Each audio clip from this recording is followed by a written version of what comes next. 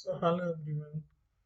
So now you had the experience of writing oral question, the second writing essay type question, now the third uh, writing about short answer question.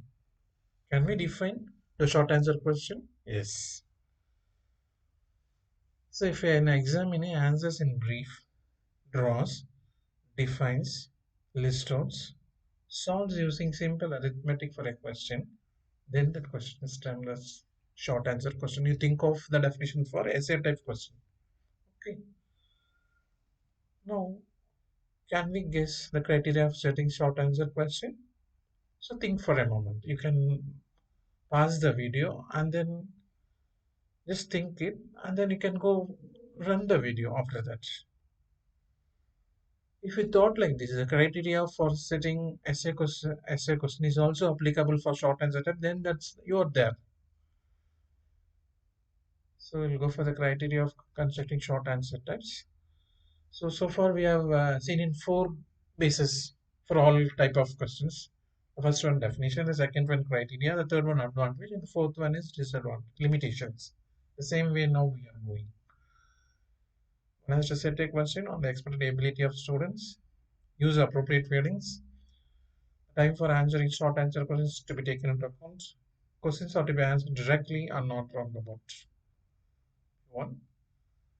Wanted to set a question on the expected ability of the student. Suppose if you want to measure the understanding ability of a question, the ability of student, then set question on that ability. For example, give two examples formatted. Is it right? Yes, this one is right. Give two examples formatted. It tests the understanding ability of students. B2, use appropriate wording. Could you give two examples formatted? Is it okay? No. Cite two examples formatted would be better than give two examples formatted. It will be more appropriate. Cite two examples, it will be more appropriate. B3. The time for answering short answer question may be of roughly 10 to 15 minutes. Question should be asked directly and not roundabout.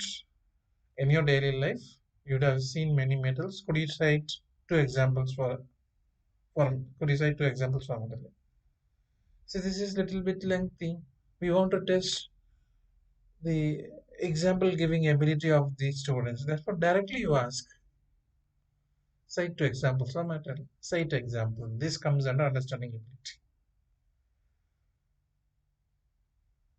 All these things are the same criteria of essay questions, but there are two differences. Can you guess what are the two differences? Yes, it's this. Short answer type question measure only LOTS, unlike essay type question. The second one is time, the duration. The duration for short answer is around 10 to 15 minutes. Could you think of the advantages and the limitations of short answer type questions? Just you can pause the video for some few minutes, think of it, and then you can run the video. So now we go for advantages. It's very easy to construct. As like essay or it's very easy to construct. Evaluation is easy when compared to essay type question. This short answer type is more objective than essay question. Bluffing is less possible. So they won't write stories. Students won't write stories. In essay type question, they can write stories. Here they have to give at least a paragraph. More therefore writing more stories is not possible. Limitation. Subjectivity in measuring. In essay also subjective is in measuring is there. As like essay type question, we cannot measure through machine. We do require some time to declare the results because machine correction is not possible. And abilities such as LOTS, like remember, understand, or only mission.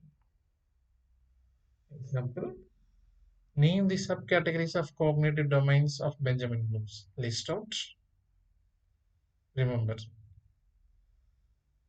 Define characterization in affective domain in your own words. Defining in own words, understand. So these are the examples. So like this only you have to write. That is the assignment given under this category. You have to construct four questions, two under remember and two under understand category. Just like only four. Don't write more than that. And give as it is in the brown color.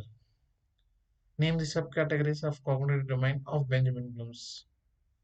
After finishing the question, you give the observable, measurable word that is SIO list out, and also you write the other one non-observable, non-measurable word. Remember, so SIO word and GA word has to be given.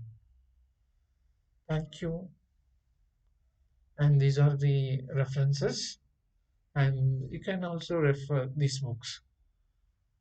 Thank you so much.